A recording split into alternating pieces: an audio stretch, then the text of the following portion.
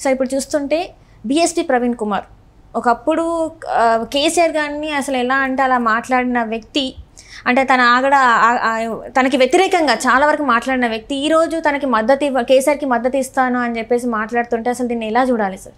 ముందుగా నేను మీ ఛానల్కు చెప్పాల్సిన ఒక విషయం ఏంటంటే, ఫస్ట్ ఒక మనిషి యొక్క నైజం అంటే అతని యొక్క బిహేవియర్, ఆ యొక్క నాయకత్వ లక్షణాలు ఉన్నాయా లేవా అనే దానికి మీ నిదర్శనం కొన్ని ప్రవీణ్ గురించి నేను చెప్తాను. గురుకుల్ని అభివృద్ధి చేస్తాను, నీ గురుకుల్లో ఉన్న దళిత బడుగు బలిగిన వర్గాలనేది కూడా అభివృద్ధిలో తీసుకొచ్చి మంచి ఎడ్యుకేషన్ ఇప్పిస్తా అనే ఉద్దేశంతో ఆ రోజు కిరణ్ కుమార్ రెడ్డి గారు, మా ముఖ్యమంత్రి గారు ఆ రోజు కాంగ్రెస్లో ఉన్న కిరణ్ కుమార్ రెడ్డి గారితో మాట్లాడితే ఆ రోజు ఆయన అపాయింట్ చేయడం జరిగింది సెక్రటరీగా. తర్వాత ఆయన ఒక క్రమంగా దాని ఒక స్థాయికి తీసుకొచ్చింది మాట వాస్తవం.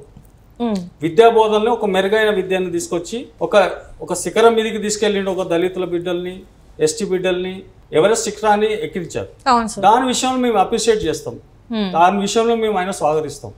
కానీ రాజకీయాల విషయాలకు వస్తే పూర్తిగా మొదటి నుంచి కూడా కేసీఆర్కు అనుకూలంగానే ఉన్నాడని నేను పదే మేము చెప్తూనే ఉన్నాం.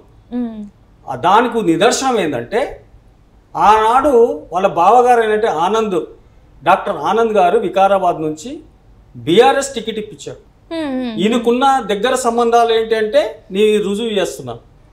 మరి ఆ రోజు ఆయన బీఆర్ఎస్కు మరి అనుకూలంగా ఉండి వాళ్ళ బావగారికి టికెట్ ఇప్పించుకున్న అతను మరి తిరిగి నేను ఆ రోజు జరిగిన ఒక సంఘటనలో ఏదో ఒక మతపరమైన ఒక ప్రోగ్రాంలో ఆ రోజు హిందూ దేవతలను వాళ్ళని తిట్టడం జరిగింది.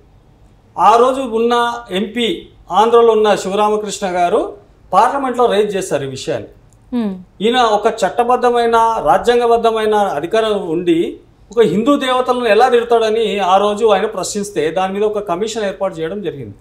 ఆ కమిషన్ ఏర్పాటు చేసిన క్రమంలోనే ఈయనకు ఉచ్చు బిగిస్తుందనే ముందే తెలిసి కేసీఆర్తో డిస్కస్ చేసి నేను రిజైన్ చేస్తాను సార్, 5 years నాకు ముందే అవకాశం ఉన్నా నేను రిజైన్ చేసి రాజకీయాలకు వస్తానంటే, నువ్వు ఒక పని చేయి, నాకు ఈరోజు కేసీఆర్ అనే వ్యక్తి తెలంగాణలో దళితులు బడుగు బలిగిన వర్గాలంతా కూడా నాకు వ్యతిరేకంగా ఉన్నారు, నాకు రేపు ఈ ఓటు అంతా చీలిపోతే రేపు కాంగ్రెస్ బలపడుతుంది, కాబట్టి ఈ ఓటు బ్యాంకును చీల్చాలంటే నువ్వు ఖచ్చితంగా ఒక మా వైపు ఉండకుండా ఒక బీఎస్పీ పార్టీకి వెళ్తే ఆ బీఎస్పీ పార్టీలో అంతో ప్రతి కాన్స్టిట్యున్సీలో దాదాపు బీఎస్పీ ఓటు ద్వారా సెంటిమెంట్ ద్వారా నువ్వు ఓటు చీల్చవచ్చు అనే ఉద్దేశంతో ఆ రోజు బీజేపీ వాళ్ళు మాయావతితో మాట్లాడి, కేసీఆర్ కూడా మాయావతితో మాట్లాడి ఉఠావుటిన ఆయనకు పదవి ఇవ్వడం జరిగింది.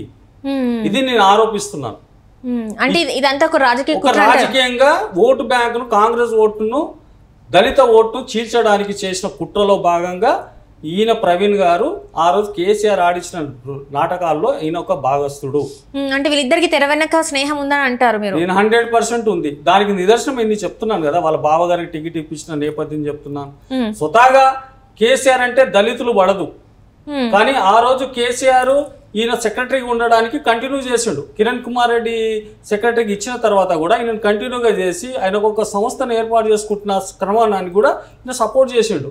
అంటే ఈ అండర్స్టాండింగ్ ఎలా ఉంటుందంటే వీళ్ళిద్దరి మధ్యలో మీరు దీన్ని చూసినట్టయితే, దీన్ని మళ్ళీ మేము ఆ రోజు పదే చెప్పాం, కోదండరామరెడ్డి గారిని అన్నాం ఈరోజు కేసీఆర్ని ఓడించాలి అంటే ఆయన బేస్ షరతుగా కాంగ్రెస్ పార్టీకి మద్దతు ఇచ్చిండు. కోదండరాము గారు, ప్రొఫెసర్ కోదండరాము గారు సమాజంలో ఉన్న విద్యార్థులు, యూనివర్సిటీ పిల్లలు, ఉద్యోగస్తులు అందరూ కూడా కాంగ్రెస్ పక్షాన్ని నిలబడ్డారు. కానీ ఈయన మాత్రం కాంగ్రెస్ ను ఓడగొట్టాలనే లక్ష్యంతోని, కేసీఆర్ తోని స్నేహంతోని రహస్య ఒప్పందాలు జరిపి మా కాంగ్రెస్ ఓటును చీల్చడానికి ఆ రోజు పనిచేసిండని నేను ఆరోపిస్తున్నాను. ఆ ఒక ముసుగు ఇప్పుడు తొలగిపోయింది. ఇప్పుడు డైరెక్ట్ గా వచ్చి నేను మీతో అలయన్స్ గా పనిచేస్తాను బీఎస్పీతోని, కాబట్టి నాకు నాగర్ కర్నూలు టికెట్ ఇస్తే నేను పార్లమెంట్లో వెళ్ళి నేను అధికారాన్ని తీసుకొని అక్కడ నేను మా ప్రజలకు న్యాయం చేస్తానని చెప్తున్నాను.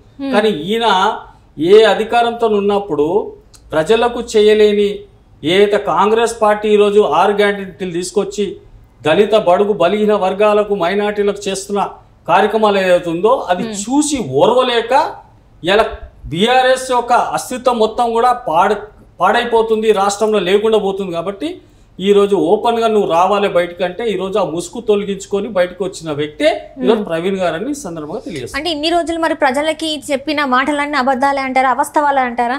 నేనేమంటున్నాను, ఈయనకు నైతిక విలువలు ఉంటే ఆనాడు కేసీఆర్ను తిట్టింది ఈయనే. అవును, కేసీఆర్ దళితుల దోయి అన్నాడు, గురుకుల పాఠశాలలు పట్టించుకోవట్లేదు అన్నాడు, దళితులకు 3 ఎకరాల భూమి ఇవ్వలేదన్నారు, దళితులకు బ్యాక్లాగ్ పోస్ట్ ఫిలప్ చేయట్లేదన్నారు, మరి ఉద్యోగస్తులు నిరుద్యోగులకు ఉద్యోగాలు ఫిలప్ చేయట్లేదు, ఈ దొరగారు ఎవరికి కలవరని చెప్పారు. మరి ఈయనకి ఎలా కలుస్తున్నాడు ప్రగతి భవన్లో ఈ రోజు? అంటే మీరు బ్యాక్ డోర్ లో పోయి మీరు ఎప్పటికప్పుడు కలిసి వచ్చే వాళ్ళే కదా. దీని అర్థము మరి గద్దర్ లాంటి వ్యక్తులను బయట గేట్ బయట కూర్చొని పెట్టిన ఘనత కేసీఆర్ది. మరి నీలాంటి వాళ్ళని ఇలా సోఫాలో కూర్చొని పెట్టుకొని మాట్లాడుతుండే దొరగారు, మరి మీకున్న అండర్స్టాండింగ్ ఏమనుకోవాలి మేము?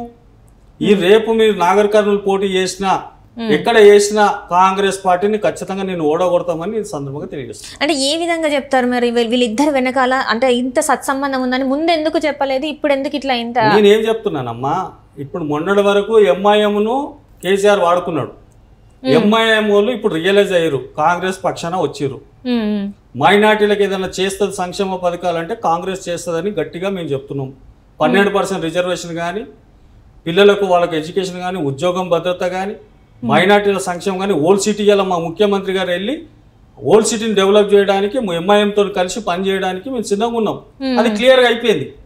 కానీ ఈరోజు దళిత బడుగు బలిగిన వర్గాలను నువ్వు ఏ మాత్రం కూడా నువ్వు ఎస్సీ ఎస్టీ సబ్ ప్లాన్లను అమలు చేయలేదు, చట్టం కాంగ్రెస్ తీసుకొచ్చిన దాని చట్టాన్ని కూడా నువ్వు అమలు చేయలేదంటే నువ్వు ఎంత మోసం చేసినావు దళితులు అనేది మేము బహిర్గతంగా చెప్తున్నాం. ఈరోజు మా ప్రభుత్వం వచ్చిన తర్వాత దామోదర్ రాజనరసింహ గారు ఆ చట్టాన్ని అమలు చేసిండు. ఆ అమలు చేసిన చట్టాన్ని ఖచ్చితంగా ఈ ప్రభుత్వం ఏర్పాటు చేసి దాన్ని ఖచ్చితంగా దళితులకు ఒక కోటేశ్వర్లను ధనవంతులను వాళ్ళ జీవితాలు మార్చి ఒక గొప్ప ఉన్నత చదువుకోవడానికి దోహదపడడానికి ఎస్సీ ఎస్టీ సబ్ ప్లాన్ ఉపయోగపడుతుందని సందర్భంగా తెలియజేస్తున్నాను. ఎందుకంటే ఇప్పుడు తెలంగాణ వచ్చిన తర్వాత కేసీఆర్ చెప్పిండు తెలంగాణ ఇస్తే మాత్రం కాంగ్రెస్ లో విలీనం చేస్తాం పార్టీని అని చెప్పేసి. మరి తెలంగాణ వచ్చిన తర్వాత విలీనం చేయలేదని ఎందుకు ఎవ్వరు ప్రశ్నించలేదు అసలు? అది చేశారా లేదనేది కేసీఆర్ అనే వ్యక్తి అది ఊసరవెల్లిలాగా మారుతూ ఉంటాడు. అది సమాజానికి తెలుసు. ఈ సమాజంలో అందరూ కూడా కేసీఆర్ను చూసి ఆ రోజు ఉద్యమం నడపలేదు, సకల జనులంతా కూడా ఉద్యమం నడిపారు. విద్యార్థులు, ఉద్యోగస్తులు, కార్మికులు, కర్షకులు, ప్రతి ఒక్క విద్యార్థి ప్రతి ఒక్కరు కూడా తెలంగాణ ఉద్యమంలో పార్టిసిపేట్ చేస్తే ఆ రోజు తెలంగాణలో 1200 మంది బలిదానాలు చూడలేక ఆ రోజు కాంగ్రెస్ పార్టీ సోనియా గాంధీ ఒక రాష్ట్రం నష్టపోయిన పర్వాలేదు తెలంగాణ ఇచ్చింది కాంగ్రెస్. కాబట్టి కాంగ్రెస్ ను నమ్మించి మోసం చేసింది కేసీఆర్. కాబట్టి ఈరోజు కాంగ్రెస్ మళ్ళీ తిరిగి అధికారంలోకి రావడానికి మేము ఎన్నో త్యాగాలు చేసాం. 10 సంవత్సరాలు మా మీద ఎన్నో కేసులు, మా మీద ఎన్నో దాడులు.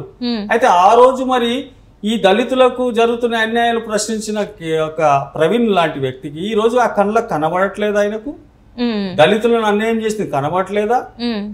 ఇవాళ నిజంగా చెప్తున్నా, ఇవాళ ముసుగులో 100% బీజేపీ, బీఆర్ఎస్, బీఎస్పీ పార్టీ లాంటి ఒక్కటయ్యి మళ్ళీ తిరిగి తెలంగాణలో ఉన్న ప్రజల్ని మోసం చేయాలనుకుంటారు. కాబట్టి అది ఇంకా ఈ పప్పులు ఉడకవు, కేసీఆర్ జిమ్మికులు నడవవు.